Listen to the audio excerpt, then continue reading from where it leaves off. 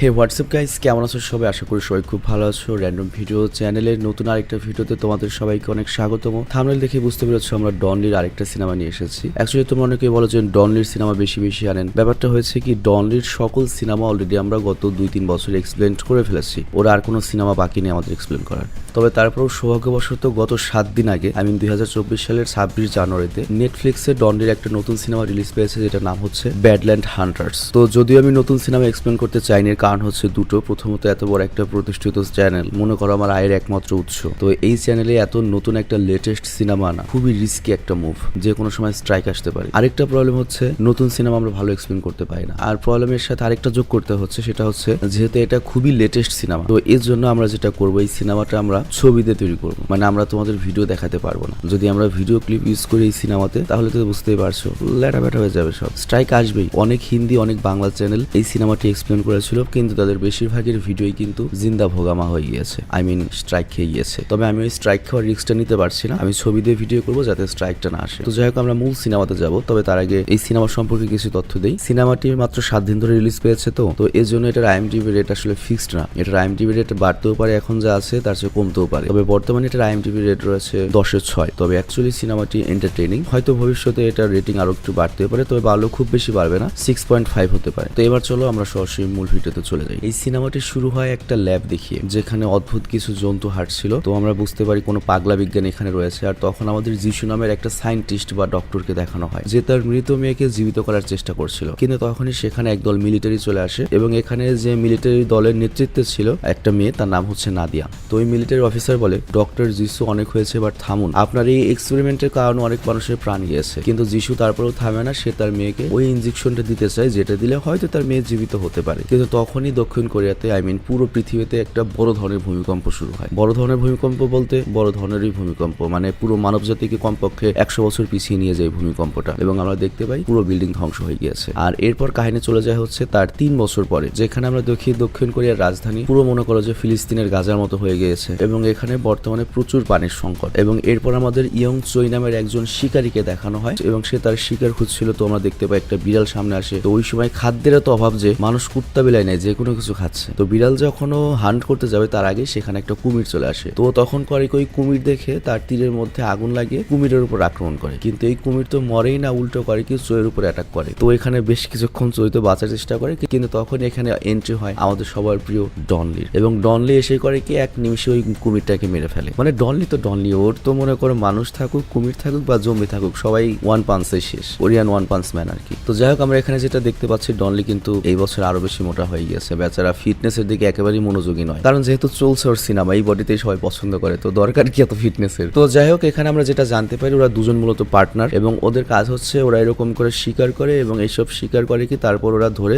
মাছ বা গরু বা ছাগলের যেমন ভাগা হয় সেরকম ভাগা করে কি মানুষের কাছে বিক্রি করে। তো এখানে আমরা দেখতে পাই একটু পরে অনেক কাস্টমার চলে আসে, এবং ওই মাংসের পরিবর্তে ওরা করে কি কাস্টমারদের কাছ থেকে প্রয়োজনীয় জিনিসগুলো নেয়, কারণ ওই সময় টাকা খুব একটা চলে না আর কি। তো এখানে আমরা দেখতে পাই একটা মহিলা রয়েছে যে ডনলিকে খুব পছন্দ করে, সে সেই ডনলিকে লাইন মারতে থাকে, বাট ডনলি একদমই গলে না। আর তখনই ডনলির শপে আরো দুজন লোক আসে, এরা দুজন খুব পুরনো কাস্টমার ডনলি। তো এখানে যে একটা মেয়ে রয়েছে, ইয়ং মেয়ে, তার নাম হচ্ছে হানসুন, আর ওর সাথে রয়েছে ওর দাদি। তো ভূমিকম্পে ওর সকল ফ্যামিলি মারা গিয়েছে, শুধুমাত্র ওরা দুজন বেঁচে রয়েছে। আর এখানে একটা বিষয় লক্ষ্য, আমাদের যে ডনলি, সে কিন্তু এই হানসুন এবং তার দাদিকে আগে থেকে চিনতো, কারণ তারা প্রতিবেশী ছিল, এর জন্য ওদের একটু এক্সট্রা কেয়ার করতো। কিন্তু তখনই সেখানে একদল গ্যাংস্টার চলে আসে, কিন্তু এই গ্যাংস্টাররা নিজেদেরকে পুলিশ অফিসার পরিচয় দিয়ে একটা খুঁজলি মার্কাজ ছবি দেখিয়ে বলে, এই লোকটিকে আমরা খুঁজছি, তো তোমরা কি কেউ ওকে দেখেছো? তো এরপর করে কি সন্দেহভাজন হিসেবে বেশ কয়েকজন মানুষকে সাথে নিয়ে যেতে থাকে। কিন্তু এরপর যখন হানসুনকে ধরে, তখনই চই মাঝখানে চলে আসে, কারণ সে হানসুনকে পছন্দ করতো। আর তখন ওই গ্যাংস্টার করে কি চইকে মারতে থাকে। কিন্তু বুঝতেই পারছো এখানে ডনলি রয়েছে, তো ডনলির সামনে তো কথা বলাই কঠিন নরমালি। তো তুমি যদি ডনলির সাথে মারামারি করতে চাও, তো ডনলি তার সেই পুরনো স্টাইলে মারামারি করতে থাকে, এবং একবারে সবগুলোকে কেলিয়ে দেয়। কিন্তু কেলানোর পরে ওদের যে বস ছিল, সেটাকে মারার পরে ওর পকেটে পরিষ্কার পানি পায়। তো তখন ডনলি বলে, তুই এই পরিষ্কার পানি কই পেলি? তো ওই লোকটা তখন বলে, এটা আমাদের যে গ্যাংস্টারের বস টাইগার, সে আমাকে দিয়েছে, এবং সে ওই অ্যাপার্টমেন্টের জন্য কাজ করে। তো ডনলি এখন বুঝতে পারে না যে ওই অ্যাপার্টমেন্ট মানে কি। তবে তারপরও করে কি ওকে ছেড়ে দেয়। আর এরপর সে যখন দোকান বন্ধ করে বাড়ি যাচ্ছিল, তখন যাওয়ার পথেও কিছু হাই ক্লাস লোকদের দেখতে পায়। আর বর্তমানে পৃথিবীর যে অবস্থা, এই সময় এরকম ড্রেস আপের এরকম চেহারার লোক পাওয়া অনেক কঠিন। তো এই হাই ক্লাস লোকরা করে কি ডনলিদের কাছে আসে, এবং নিজেদের পরিচয় দেয় যে আমরা হচ্ছে টিচার, এবং বর্তমানে পৃথিবীর যে খালি পিছিয়ে গিয়েছে সেটাকে আবার এগিয়ে নেওয়ার জন্য যে ইয়ং পোলাপান রয়েছে, তাদেরকে আমরা ভালো এডুকেশন দিতে চাই, যাতে ওরা ভালো পর্যায়ে নিয়ে যেতে পারে পারে আমাদের পৃথিবীকে। আর আমরা শুধুমাত্র স্টুডেন্টকে নিব না, এর সাথে স্টুডেন্টের বাবা মাকেও নিয়ে যাব, যাতে তারা ভালোভাবে থাকতে পারে। তো এটা শুনে হানসুন তাদের সাথে যাওয়ার জন্য রাজি হয়ে যায়, কারণ সে যদি ওখানে পড়ে, একে তো সেও পড়ালেখার সুযোগ সুবিধা পাচ্ছে, তার দাদিও একটা ভালো জায়গা পাচ্ছে থাকার জন্য। কিন্তু এই বিষয়টা দেখে ডনলি আর চুই তেমন একটা খুশি হয় না, কারণ একে তো ওদের কাছে ব্যাপারটা উইয়ার্ড লাগছিল, তারপর আবার হানসুনকে তো চুই পছন্দ করে, বুঝতেই পারছো। কিন্তু তারপরেও হানসুন তার দাদির ভালো ফিউচারের জন্য ওদের সাথে যাওয়ার জন্য রাজি হয়ে যায়। তো এরপর রাতে আমরা দেখতে পাই ওই টিচার হানসুন আর তার দাদির সাথে আরো অনেক লোককে নিয়ে, মানে এরকম শিক্ষা দেবে এরকম কথা বলে নিয়ে যেতে থাকে। কিন্তু মাঝপথে যাওয়ার পরে হানসুনের অদ্ভুত ফিল হয়, কিন্তু ও কিছু কাউকে শেয়ার করে না। আর তখনই কিম নামের একটা মেয়ে এসে হানসুনের সাথে দেখা করে। তো যেহেতু ওরা সমান বয়সী, কথা বলতে বলতে ওদের বন্ধুত্ব হয়ে যায়। কিন্তু এক সময় ওরা হাঁটতে হাঁটতে ক্লান্ত হয়ে যায় এবং হঠাৎ করে হানসুনের দাদি নিচে পড়ে যায়, আর এর সাথে আরেকটা বুড়ো লোকের এরকম অবস্থা হয়েছে। তো এটা দেখে টিচার দাদি এবং বুড়ো আঙ্কেলকে বলে যে আমাদের যে হেলথ কেয়ার ফ্যাসিলিটি রয়েছে সেখানে আমাদের লোকরা আপনাকে নিয়ে যাবে। কিন্তু হানসুনও তার দাদির সাথে তখন যেতে চায়, কিন্তু টিচার বলে টেনশন করো না, তোমার দাদি ভালোই থাকবে, তাকে জাস্ট চেক আপ করে আমরা অ্যাপার্টমেন্টে আবার নিয়ে আসবো। তো এখানে তোমাদের খেয়াল রাখতে হবে, অ্যাপার্টমেন্ট কথাটা বারবার বলা হচ্ছে এই পুরো সিনেমাতে, এই অ্যাপার্টমেন্টেরই মূল ভূমিকা আর কি। তো যাই হোক, হানসুন এখানে আর কিছু বলতে পারে না। কিন্তু তারপর যখন 2 মিনিট এগিয়ে যায়, ওরা দেখতে পায় সামনে বেশ কিছু গাড়ি ওয়েট করছে। তো হানসুনের তখন ব্যাপারটা উইয়ার্ড লাগে যে এতগুলো গাড়ি এখানে রয়েছে, এই গাড়িগুলো তো আর একটু এগিয়ে গেলেই আমাদের সবাইকে নিয়ে আসতে পারতো। তো হানসুন যখন কিছু বলবে তার আগেই সে ওখানের যে মেন একটা আর্মি রয়েছে, মিলিটারি সার্জেন্ট, তার ঘাড়ে একটা অদ্ভুত চিহ্ন দেখতে পায়। তো এটা দেখে ভয় পেয়ে যায়। তো ওর কাছে মনে হয় যে এখনকার মতো চুপ থাকাটাই ঠিক হবে। আর ওইদিকে আমরা দেখি যে দুটো বডিগার্ড হানসুনের দাদি আর ওই বুড়ো লোকটাকে নিয়ে গিয়েছে হেলথ কেয়ার ফ্যাসিলিটির নামে, ওদেরকে মূলত একটা ভাঙাচোরা জায়গায় নিয়ে এসেছে, শুনশান জায়গায়। আর তারপর করে ওই বুড়ো আঙ্কেলকে একটা গর্তে ফেলে দেয় আর হানসুনের দাদিকে ঘাড়ে ছুরি ঢুকিয়ে তাকে মেরে ফেলে। কিন্তু ওইখানে আবার চুই এবং ডনলি এসেছিল হচ্ছে শিকার করতে। তোরা এই দৃশ্য দেখতে পাই এবং বুঝতে পারে এটা তো হানসুনের দাদি, ওকে মেরে ফেললো। তোরা করে কি লড়াই শুরু করে দেয়, কিন্তু লড়াই করতে গিয়ে ওরা খেয়াল করে ওদেরকে যতই মারুক না কেন ওদের কিছু হয় না। এত মার খাওয়ার পরে ও নিজে নিজে ওদের বডি হিল হয়ে যাচ্ছিল। এটা কি ধরনের আবার ব্যাপার, এটা কেমন মানুষ। তো তখন হঠাৎ করে এখানে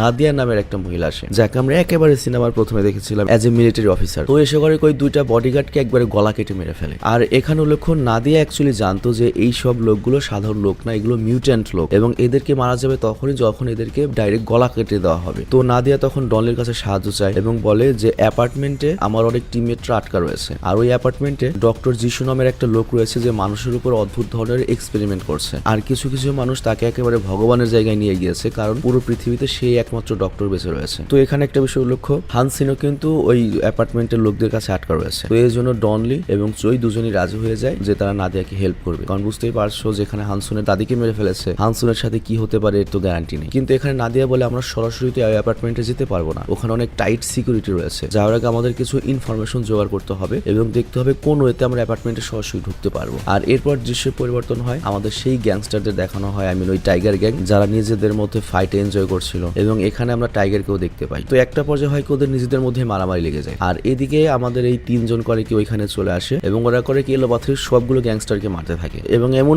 মারতে থাকে যেটা দেখে কিছু গ্যাংস্টার ছাড়া বাকি সব গ্যাংস্টার সেখান থেকে পালিয়ে যায়। তো এরপর ডনলি ধরে হচ্ছে টাইগারকে এবং বলে হালারপুত অ্যাপার্টমেন্টের ব্যাপারে আমাকে বলে, অ্যাপার্টমেন্ট জিনিসটা কি। তো টাইগার বলে আমি তো বেশি কিছু তথ্য জানি না, আমি খালি এটা জানি অ্যাপার্টমেন্ট থেকে আমাকে অর্ডার দেওয়া হয় যে বাচ্চাদের ধরে বা কিডন্যাপ করে ওদের কাছে পাচার করে দেওয়া, বাচ্চাদের ধরে বা কিডন্যাপ করে ওদের কাছে দিয়ে দিতে হবে, এর পরিবর্তে আমাদের বন্দুক দেওয়া হয়, খাবার পানি এসব দেওয়া হয়। ডনলি বলে আচ্ছা ঠিক আছে, আমাদের তাহলে সেখানে নিয়ে চল। তখন টাইগার বলে আমরা তো ইচ্ছা করলে সেখানে যেতে পারি না, আমাদের একটা নির্দিষ্ট ডেলিভারির ডেট থাকে, সেদিনই খালি আমরা সেখানে যেতে পারি। তো এটা শুনে ডনলি বলে আচ্ছা ঠিক আছে, তাহলে তুই আপাতত ঘুমা, তোকে ডেলিভারির দিনই আমি তুলে দেবো। তো এই কথা বলে ওকে একটা ঘুষি মেরে অজ্ঞান করে দেয়। আর অন্যদিকে আমরা দেখতে পাই টিচার করে কি গ্রামের অনেক লোকজনদেরকে নিয়ে ফাইনালি অ্যাপার্টমেন্টে ঢুকে এসেছে এবং এখানে ডক্টর যিশু তাদের সবাইকে স্বাগতম জানায়। আর এই ডক্টর যিশু বেচারাকে দেখেই আমার প্রথম থেকে সুবিধার মনে হচ্ছে না, এখন তো আরো সুবিধার মনে হচ্ছে না। তো ডক্টর যিশু এসে করে কি সবাইকে আগে পরিষ্কার পানি দেয় এবং বলে এখন থেকে আপনারা এখানে খাবার পাবেন, পানি পাবেন, থাকার জায়গা পাবেন, আপনার বাচ্চারা ভালো মতো পড়ালেখা করবে, আমরা একসাথে পৃথিবীকে এগিয়ে নিয়ে যাবো। তো এই কথা শুনে সবাই তো গলে যায়। কিন্তু এরপরে যখন গার্ডিয়ান এবং বাচ্চারা যখন ভেতরে ঢোকে তখনই টিচার বলে ওঠে যে গার্ডিয়ানরা আর বাচ্চারা একসাথে থাকবে না, বাচ্চারা থাকবে হচ্ছে এই বিল্ডিং এর 8 তলায় আর মা বাবারা থাকবে হচ্ছে নিচে। তো এটা শুনে হানসুন মানা করে যে আপনি তো আগে আমাকে এই কথা বলেননি, আর আমার দাদি কই। কিন্তু টিচার বলে আমি তোমার দাদিকে আগেই বলেছিলাম, তোমার দাদি হয়তো তোমাকে বলেনি আর তোমার দাদি শীঘ্রই আসবে। তো হানসুন তখন চুপ হয়ে যায়, মানে অ্যাকচুয়ালি বুঝতেই পারছো যে সিচুয়েশন, এখানে কথা বলে তো লাভ নেই। তো যাই হোক এরপর সকল প্যারেন্টসদের আলাদা একটা জায়গায় নিয়ে যাওয়া হয়, যেখানে আমরা দেখতে পাই অ্যাকচুয়ালি এখানে পানি সাফ করার কাজ চলছিল, মানে ওরা কোনোভাবে এখানে পানি উৎপাদন করছিল এবং ওদেরকে কামলার মতো খাটানো হচ্ছিল। তো এটা দেখে তো প্যারেন্টস অবাক হয়ে যায় এবং তারা বলে আমাদের তো বলা হয়েছিল আমরা আরামে থাকবো, কিন্তু এখানে তো দেখছি আমাদের দিনমজুরি খাটানো হবে। তো বুঝতেই পারছো এটা একটা ট্র্যাপ ছিল যাতে মানুষদের কাজ করানো যায়। আর অন্যদিকে আমরা দেখি সকল বাচ্চারা ক্লাসে চলে আসে, কিন্তু হানসুন যখন ক্লাসে আসে ওর ক্লাসে এসে অদ্ভুত লাগে, কারণ আগে আগে থেকে যেসব বাচ্চারা ছিল তারা একইভাবে একই রকম করে রোবটের মতো বসেছিল এবং প্রত্যেকটা বাচ্চার ঘাড়ে অদ্ভুত একটা চিহ্ন ছিল। তো হানসুন করেকি সাহস করে টিচারকে এই ব্যাপারে জিজ্ঞেস করে, কিন্তু এই প্রশ্ন শুনে টিচার রেগে যায় এবং সে ডাইরেক্ট বলে ডক্টর যিশু যা করছে আমাদের ভালোর জন্যই করছে। তো যখন ডক্টর যিশুর কথা বলে তখনই ডক্টর যিশু এখানে সে হাজির হয় এবং সে বলে আমি তোমাদের সবাইকে খাবার পানি দিতে এসেছি, কারণ তোমরাই আমাদের ভবিষ্যৎ এবং আমরা সবাই মিলে আমাদের ভবিষ্যৎ অনেক সুন্দর করব। তো এটা শুনে হানসুনের যে নতুন বান্ধবী কিমো তো অনেক এক্সাইটেড হয়ে যায় এবং বলে স্যার আমিও আপনাকে হেল্প করবো, আমি আমার সর্বোচ্চ চেষ্টা করবো। আর তারপর যিশু করিকে ওকে পানি খাইয়ে দেয় এবং বলে ঠিক আছে তুমি এটা করবে আর তুমি আজই আমার ল্যাবে চলে এসো। আর তারপর যিশু হানসুনকেও পানি খেতে বলে। তো এটা শুনে হানসুন পানি মুখে নেয় ঠিকই, কিন্তু গিলে না আর কি। যিশু চলে গেলে পানিটা ফেলে দেয়, কারণ তার কাছে মনে হচ্ছিল যে নিশ্চয়ই কোনো ঘটনা রয়েছে এবং এই পানির জন্য হয়তো সবাই এরকম অদ্ভুত আচরণ করছে, মানে পানির মধ্যে অবশ্যই কিছু মেশানো রয়েছে। আর সবকিছু মিলিয়ে ওর কাছে অনেক বেশি সন্দেহ হয় যে এই জায়গাটা অবশ্যই কোনো একটা রহস্য রয়েছে। তো এর জন্য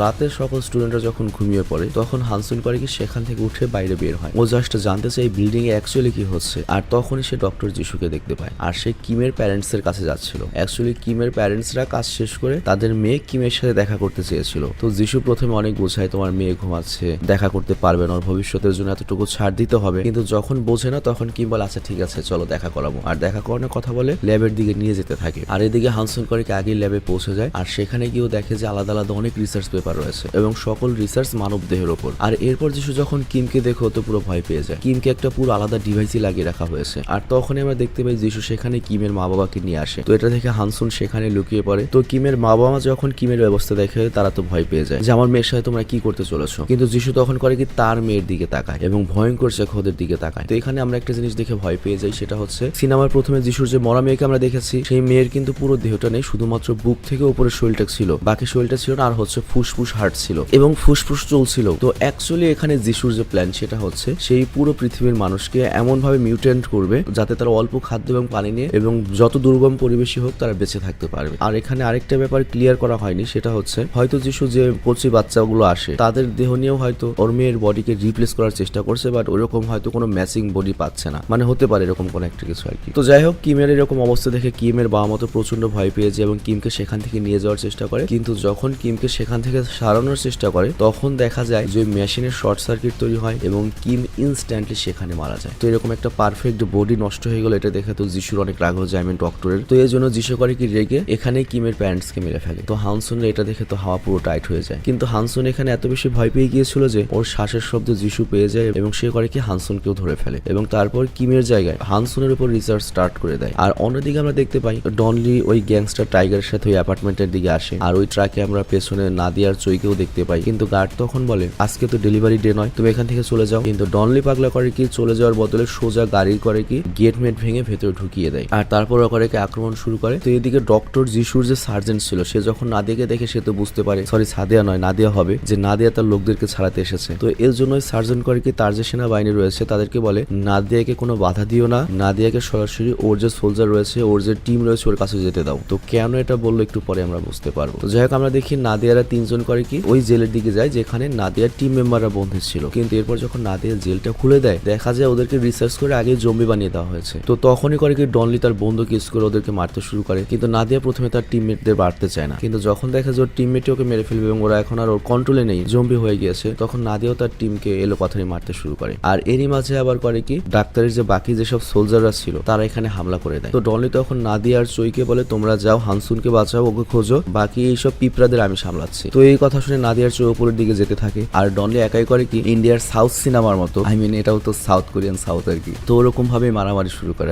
আর সবগুলোকে মারার পরে ডনলির দেখা হয় বাচ্চাদের সকল প্যারেন্টসদের সাথে। তো ডনলি তখন সব কথা খুলে বলে যে শালারা কিন্তু খারাপ, তোমাদের বাচ্চাদের তোমরা এখনই বাঁচিয়ে নাও। আর অন্যদিকে আমরা দেখি নাদিয়া আর চই করে কি বাকি সব সোলজারদের মারতে মারতে এগিয়ে যেতে থাকে আর একটা সময় সার্জেন্ট এবং নাদিয়া মুখোমুখি হয় এবং তাদের মধ্যে সেই লেভেলের মারামারি হয় আর ওই সুযোগে চই যায় হচ্ছে হানসুনকে খুঁজতে। তো আমরা একটা পর্যায়ে দেখতে পাই নাদিয়া করে কি সার্জেন্টের চোখ একবারে ফাটিয়ে দেয়, কিন্তু এই হারামজাদা এত বেশি মিউট্যান্ট ছিল যে ওর ভেতর আঘাতের কোনো আশ্রয়ই পড়ে না এবং উল্টো মারতে মারতে নাদিয়াকে বিল্ডিং থেকে নিচে ফেলে দেয়। আর অন্যদিকে আমরা দেখি চই করে ওই টিচারকে ধরে ফেলে এবং তাকে বলে আমাকে হানসুনের কাছে নিয়ে চল। আর অন্যদিকে আমরা দেখি সার্জেন্ট এবার ডনলির মুখোমুখি হয়েছে এবং আমরা দেখতে পাই সার্জেন্টের চোখও আবার মনে করে একা একাই টিকটিকের মতো হয়ে গিয়েছে। তো বুঝতেই পারছো কেমন মিউটেন্ট তৈরি করেছে যিশু, আই মিন ডক্টর, যে মানুষের শরীর রিজেনারেট হচ্ছে গডজিলার মতো। তো যাই হোক ডনলির তো অনেক পাওয়ার আমরা যত দূর দেখেছি আর এদিকে সার্জেন্টের পাওয়ারও কিন্তু আমরা ভালোই বুঝেছি। তো ডনলি আর সার্জেন্টের এখানে সেই লেভেলের একটা মারামারি হয় কিন্তু ডনলি কোনোভাবেই পেরে ওঠে না, মানে সার্জেন্টকে এত আমার এই হারামজাদের কিছুই হয় না। তো তখন ডনলির মনে পড়ে যে এদের তো গলা কেটে মারতে হবে, এই শালাও তাহলে মিউট্যান্ট। তো এই জন্য ডনলি করে ওই সার্জেন্টকে নিচে ফেলে দিয়ে গ্লাসের যে টুকরা ছিল সেই টুকরার মধ্যে ওই সার্জেন্টের মাথা ঢুকিয়ে দেয় আর তারপর গলাটা আলাদা করে দেয়। এই দৃশ্য না দেখালাম। আর অন্যদিকে আমরা দেখি ডক্টর যিশু পুরো পাগল হয়ে গিয়েছে। অ্যাকচুয়ালি এখানে যেটা আমরা বুঝতে পারি যে ডক্টর যিশু যদি কোনো শরীরের উপর রিসার্চ করতে চায় বা হানসনের শরীরটা তার মেয়ের শরীরের জন্য ফিট হবে কিনা বা ওকে মিউটেন্ট বানানো যাবে কিনা, এটা করার জন্য ওই কেমিক্যালওয়ালা পানি খাওয়াতে হয়। তো ডক্টর যিশু যখন দেখতে পায় যে হানসন ওই কেমিক্যালওয়ালা পানি খায়নি, এর জন্য ও পাগল হয়ে যায় এবং হানসনের উপর রাগ করতে থাকে। আর তখনই আমরা দেখি ওই টিচার চৈকে নিয়ে ল্যাবে আসে, কিন্তু চৈকে দেখে যিশু করে কি হুমকি দেয়, তুমি যদি আর এক পাও এগো তাহলে আমি হানসনকে মেরে ফেলবো। তো এই কথা শুনে চৈ কিছু করার আগে পেছন থেকে একটা সোলজার এসে, মেয়ে সোলজার এসে হানসনের মাথায় আঘাত করে। আর যিশু বুঝতে পারে যে এখানের অবস্থা ল্যাটাভ্যাটা হয়ে গিয়েছে, এখান থেকে পালাতে হবে। তো যিশু করে কি ওর যে মরা লাশ মেয়েটা রয়েছে যাকে কোনোভাবে জম্বি স্টাইলে বাঁচিয়ে রেখেছে, ওর অর্ধেক শরীরটাই করে কি একটা ট্রলির মধ্যে রেখে সেখান থেকে পালানোর চেষ্টা করে। কিন্তু তখন সেখানে ডনলি চলে আসে। কিন্তু ডনলি যখন আসে তখন ওই মেয়ে সোলজারটা ডনলিকে আটকানোর চেষ্টা করে এবং সোলজারের একটা গুলি ওই টিচারের পায়ে লাগে। আর ওই টিচার তখন ডক্টর যিশুকে বলে, ডক্টর যিশু প্লিজ আমাকে বাঁচান। কিন্তু ডক্টর তখন তার নিজের স্বার্থ ছাড়া আর কিছুই ভাবছিল না, এখান থেকে জাস্ট পালাতে হবে। আর এই জন্য সে করে কি একটা গ্রেনেড ফেলে সেখান থেকে পালিয়ে যায়। তো এটা দেখে চই করে কি হানসনকে এক সাইডে নেয় যাতে বোম ব্লাস্ট থেকে বেঁচে যায়। আর এদিকে ডক্টর যিশু তার মেয়েকে নিয়ে তো পালাতেই থাকে। কিন্তু ডক্টর যিশু যখন বাইরে আসে তার দেখা হয় বাকি সব প্যারেন্টসদের সাথে এবং তারা বলে যে আমাদের বাচ্চাদের সাথে তুমি কি করেছো। কিন্তু তখন যিশু উল্টো ওদেরকে হুমকি দিতে থাকে যে তোদের সবাইকে কিন্তু মেরে ফেলবো। তো এখানে কি হবে বুঝতেই পারছো, যিশু তো এখন একা। তো সকল অভিভাবকরা মিলে করে কি যিশুকে সেই লেভেলের পিটুনি দেয়। তো এখানে একটা জিনিস দেখে আমি অবাক হয়ে যাই যে এই ডক্টর যিশু বাকি সবাইকে মিউটেন্ট বানাচ্ছে, শক্তিশালী বানাচ্ছে, বাট সে নিজের উপর কোনো ধরনের ইনজেকশন প্রয়োগ করেনি বা নিজেকে শক্তিশালী বানায়নি। তো যাই হোক, তারপরে ডক্টর যিশু এত বড় মাপের একটা মানুষ, পৃথিবীর একমাত্র জীবিত ডক্টর, তো ও খুব রেগে যায়। ও করে কি ওখানে একটা বন্দুক পায়, সেই বন্দুক দিয়ে আন্ধাধুন ফায়ারিং করতে থাকে এবং এই সবগুলিতে হয় কি অভিভাবকরা তো সব মরেই, কিছুগুলো ওই ট্রলিতেও লেগে যায়। যার ফলে ওর মেয়ের যে হৃৎপিণ্ড ছিল যেটা এখনো সক্রিয় ছিল, যে আশায় যিশু বেঁচে ছিল যে হয়তো কোনোদিন সে একটা বডি পাবে, পারফেক্ট বডি, তার মেয়েকে আবার বাঁচিয়ে তুলবে, তো সে আশাটাও চলে যায়। তো এই জন্য যিশু অনেক কাঁদে। আর তখন সেখানে হানসুন চোয়ের সাথে সেখানে আসে। তো যিশু তখন ওদেরকে মেরে ফেলার চেষ্টা করে রেগে যে তোদের জন্য সব এইগুলো হয়েছে। কিন্তু তখন ডন এসে করে কি যিশুকে মুহূর্তের মধ্যে মেরে ফেলে। আর এরপর আমরা দেখতে পাই প্রায় 3 বছর পর দক্ষিণ কোরিয়াতে বৃষ্টি হতে শুরু করে। তো বৃষ্টি হওয়া মানে হচ্ছে অনেক বেশি ফসল হবে বা পৃথিবী আবার আগের মতো হয়ে যাবে। তো যাই হোক, এখন সিনেমা তো শেষ। নাদিয়া তখন ডনলিকে বলে যে ঠিক আছে, এখানে যে মানুষগুলো রয়েছে তাদেরকে নিয়ে আমি এখানেই থাকবো অ্যাপার্টমেন্টে, তোমরা তোমাদের মতো ফিরে যেতে পারো। কিন্তু আমি ভেবেছিলাম হয়তো নাদিয়া ডনলির গার্লফ্রেন্ড হবে, ইন্ডিয়ান সিনেমা হলে হতো আর কি, যেমন সালমান খানের কচি কচি নায়িকা থাকে। কিন্তু ডনলির কপালটা খারাপ। আমি বুঝলাম না পরিচালক ডনলির সাথে বেইমানি করেছে, এত সুন্দর একটা মেয়েকে নায়িকা হিসেবে দিল না, দিলে কি হতো। তো যাই হোক, এরপর আমরা দেখতে পাই ডনলি সেখান থেকে ফিরে এসেছে এবং আস্তে আস্তে পৃথিবী আবার নতুন করে রিবিল্ড হতে শুরু করে। আর এখানে এই সিনেমাটা শেষ হয়ে যায়। তো যাই হোক, সিনেমাটা খুব সংক্ষেপে অনেক রিস্ক নিয়ে তোমাদের বোঝানোর চেষ্টা করেছে। আমি জানি না কতখানি তোমরা বুঝতে পেরেছো, তবে একটা কথা এখানে বলবো, দক্ষিণ কোরিয়ান সিনেমা হিসেবে আসলে এই সিনেমার কাহিনী অত ভালো হয়নি। তো আমি বলেছিলাম যে হয়তো এটার IMDb রেট আরো বাড়তে পারে, 6.5 হতে পারে, কিন্তু আমার মনে হয় এটার IMDb রেট আরো কমতে পারে। IMDb রেটিং হয়তো 5.5 হয়ে যাবে। অত ভালো লাগেনি আমার কাছে। কিন্তু একটা জিনিস দেখো, কত আর নতুন স্টোরি আনবে। সেই যে 100 বছর আগে থেকে সিনেমা করা শুরু হয়ে গিয়েছে, নতুন নতুন সিনেমা, নতুন নতুন কাহিনী তো আসছে, আর কত নতুন কাহিনী আসবে, আর কত নতুন কি দেখাবে। তো যাই হোক, আমি বিদায় নিচ্ছি। তোমরা ভালো থেকো এবং তোমরা তোমাদের পার্সোনাল রেটিং, মানে এই সিনেমার পার্সোনাল রেটিংটা দিয়ে দিও। আর আমিও খোঁজার চেষ্টা করবো যে ডনলির কোনো সিনেমা কি রয়েছে যেটা আমরা এখন এক্সপ্লেন করিনি, সেটা খোঁজার চেষ্টা করবো। আর এরপর থেকে আমরা সিদ্ধান্ত নিয়েছি যে আমরা ভিডিও সপ্তাহে হয়তো 5 দিন দিতে পারবো, কারণ প্রতিদিন ভিডিও এখন দিতে পারি না। কিসের জন্য? মানে আগে র্যান্ডম ভিডিও চ্যানেলে আজকে ভিডিও দিলে দেখা যেত একদিনের ভিতরে 100K হয়ে যেত, আমাদের টার্গেটই থাকে 1 লাখ ভিউ, কিন্তু এখন দেখা যায় 2 দিনেও 100K বা 1 লাখ ভিউ হয় না। তো এই জন্য আমাদের একদিন গ্যাপ গ্যাপে ভিডিও দিতে হয়, তা না হলে আমাদের এইসব চ্যানেলে যে আমরা স্পন্সরশিপ দিই সেগুলোর ভ্যালু অনেক কমে যাবে। তবে তোমরা যদি অ্যাক্টিভ হও তাহলে আমরা মাসে 30টা ভিডিও দিতে পারবো এবং আমরা চেষ্টা করবো ভ্যারাইটিস ধরনের ভিডিও আনার জন্য। যেমন আমরা এর মধ্যে হলিউডের অ্যাকশন রাখবো, সাউথ কোরিয়ান অ্যাকশন সিনেমা রাখবো, জাপানিজ সিনেমা রাখবো, চাইনিজ ফ্যান্টাসি সিনেমা রাখবো এবং মাঝে মাঝে তামিল সিনেমা রাখবো। আর সেই হিসেবে কালকে তোমাদের জন্য একটা তামিল সিনেমা আমি উপহার দিতে চলেছি। পার্সোনালি ওই তামিল সিনেমাটা আমার অনেক ভালো লাগছে, তো এর জন্য তোমাদের সাথে আমি শেয়ার করবো। আর কালকে সিনেমাটা এই জন্য আমি দিতে পারবো কারণ আশা করছি আজকের এই সিনেমাটা 24 ঘন্টার মধ্যে 1 লাখ ভিউ পেয়ে যাবে, যেহেতু ডনলি রয়েছে। তো যাই হোক, আমি বিদায় নিচ্ছি। আর তোমরা একটু চেষ্টা করো র্যান্ডম ভিডিও চ্যানেলে রেগুলার হওয়ার জন্য, মানে 24 ঘন্টার মধ্যে 1 লাখ ভিউ আনার জন্য।